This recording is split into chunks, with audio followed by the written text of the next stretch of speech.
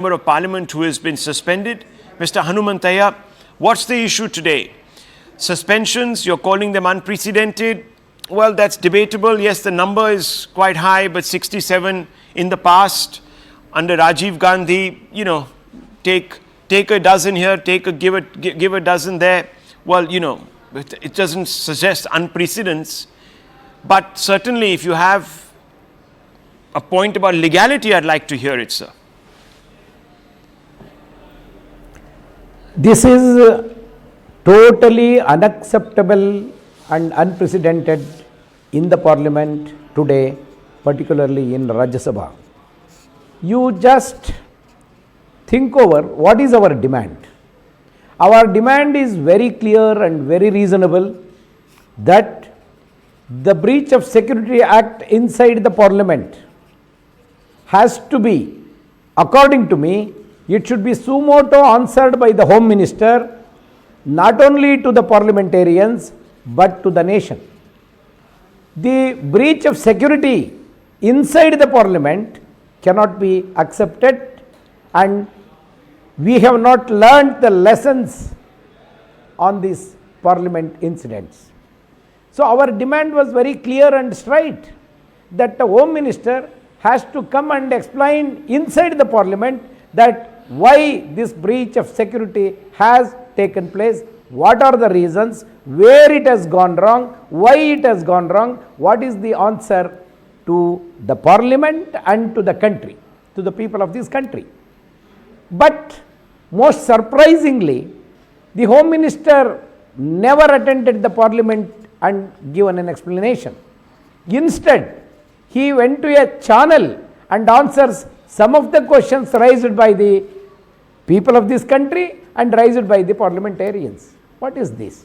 What is happening? Are we reasonable in demanding an explanation, in demanding a suo moto explanation by the government, particularly the Home Minister? Home Ministers claim to be the very efficient and very bold and called as Chanakya, but why he is afraid of answering the questions of the parliamentarians, all the opposition parties inside the parliament, why he is not answering? Why is he not answering? So what answering? is the alternative left for the opposition parties instead of protesting it?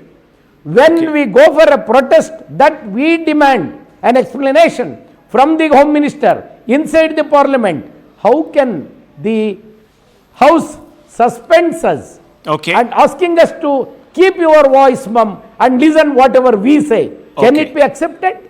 Let them answer in front of the country and countrymen that if this is acceptable in a democracy, I don't accept.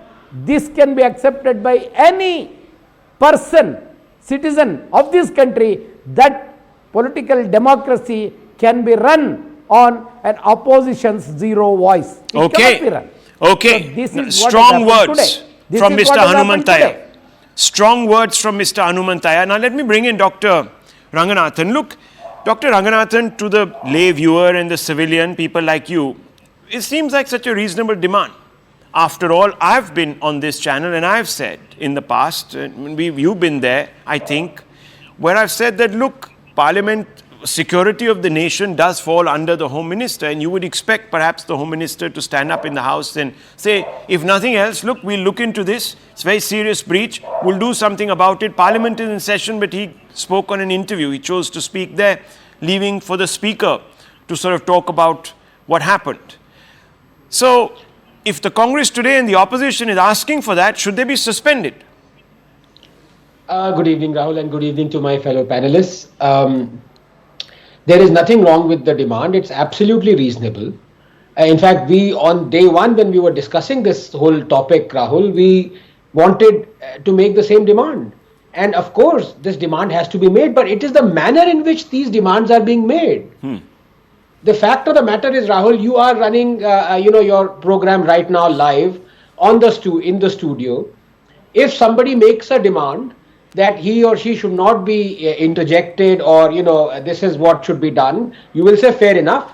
But if that panelist suddenly jumps onto the table, starts jumping around up and down like what many MPs have done in the past, or rushes towards you as if thinking you're a well, tears up some papers, There are rules for making the demand. What would you do? Or I'm sure there are security guards who would hold him up or her up and throw him out of the studio. So the fact of the matter is, let's accept it. We are cursed with electing either louts or Luddites. And I think the time has come to enact a law whereby every time a parliamentarian disrupts the House, his term should be truncated by 4 months. 3 disruptions and he will have 1 year less to loot his constituency. What better way to turn a delinquent into an eloquent? Budget, monsoon, winter, every parliamentary session is the same old story, Rahul, every year, every term. And no one is interested in finding a solution. And this cuts across party lines, across legislative assembly, state or central. Let me show you something here, so that people might think, look, this, I hope everyone, including my good friend Guru, can read this. No, you this have is to what read it happened out. a few months ago. It's difficult to pick out what... Karnataka Assembly, the BJP MLAs tore the bills, threw them at the Deputy Speaker's face, rushed to the well, disrupted the House. The House was adjourned sine die. So it's not just that the Congress is doing it. Every one of them is doing it. And the fact of the matter is, back to this, Rajya Sabha, the rules are scrupulous and detailed. Yeah. They deal with the minutest of infraction and vandalism. There is CCTV footage available. There are dozens of witnesses at all times. There are marshals and guards. And so are we now, like what happened last time round just a year ago, going to refer to all such cases to the Supreme Court? There are 70,000 cases pending in the Supreme Court, 50 million cases pending overall. But to be honest, it is embarrassing that matters relating to decorum of an assembly or the parliament can no longer be settled inside the assembly or the parliament. Think about it, Rahul. This has almost become a tradition now, and all at our taxpayers' expense.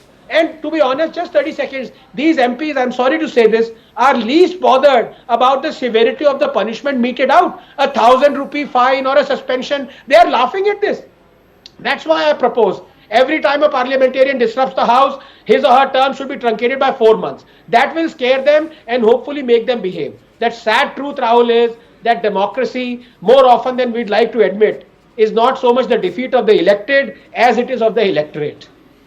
Okay. Mr. Hanumanthaiah, you've been raising your hand. It's not the fact that you should or should not be making demands, it's the manner in which you're doing it. The means don't justify the ends. We are sick of people jumping around, holding placards, uprooting things, dancing on tables. I mean, we haven't elected monkeys. We've elected people. No. And that's what it is. No. That's what the civilian is saying. I have a point here. Yes, sir. No, I have a point here. Let me put it very clearly to my friend, the civilian representative on the channel. See, there is a limit for everything. We demand, in the first point, we stood up from our seats, we demand for an explanation from the government. The government, if it answers as a responsibility, if it answers, there is no point for any opposition party MP to go to the table or to the well and to dance there or do whatever they want. That I don't accept it, and I myself telling it is not the duty of an MP. Thank you for saying that, sir. Thank you for saying that. When the government goes beyond that, government never cares for opposition's demand. What is the alternative left out for any opposition MP? Where he has to go?